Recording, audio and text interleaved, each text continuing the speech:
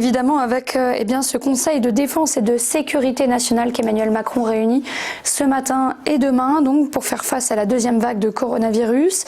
De son côté, à 17h30, le Premier ministre reçoit aujourd'hui donc le président du Sénat, celui de l'Assemblée nationale, les chefs de parti, les présidents des groupes parlementaires et les présidents des principales associations d'élus, puis enfin les partenaires sociaux donc en début de soirée, alors que Jean-François Delfraissy, le président du Conseil scientifique, a évoqué une situation très difficile, voire critique, et d'une brutalité surprenante selon ses propres mots.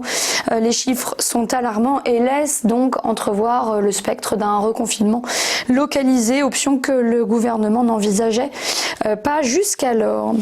À l'issue de la conférence sociale organisée hier à Matignon, une annonce sans surprise mais attendue par l'ensemble des acteurs. La réforme de l'assurance chômage est de nouveau reportée de 3 mois, un report à avril 2021, donc en raison de cette crise économique et sanitaire. La réforme aurait dû entrer en vigueur à partir du 1er septembre. Le durcissement de l'ouverture des droits est également suspendu. Pour autant, le gouvernement n'entend pas renoncer, comme l'espèrent les syndicats, à cette réforme. Les syndicats, notamment la CFTC, demandent l'annulation pure et simple.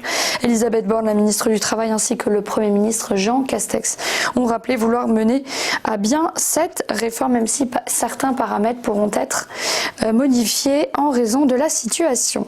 Et puis enfin, alors que la France tape sur une récession de son PIB de 10% cette année, nos voisins allemands sont bien moins pessimistes, voire plus confiants. Selon l'agence Reuters, la baisse de leur PIB ne serait que de 5,5% contre 5,8% anticipé jusque-là. Le gouvernement n'a pourtant pas confirmé ces chiffres et présentera donc demain ses projections et un premier bilan de l'impact de la Covid-19 sur son industrie, donc des chiffres très attendus. On fait maintenant un petit point sur la bourse avec ce qu'il s'est passé hier pour les principales places européennes. Net baisse enregistrée, net recul du CAC 40 qui a perdu 1,90% à 4816 points. La bourse de Francfort a plongé de 3,71%, la bourse de Londres de 1,16%. Même son de cloche du côté de Wall Street. Le Dow Jones a abandonné 2,29%, le S&P 500 1,86% et le Nasdaq a cédé 1,64%. Enfin, ce matin, du côté du Japon, la bourse a fini en baisse symbolique. Le Nikkei a perdu 0,04% et le Topix 0,13%.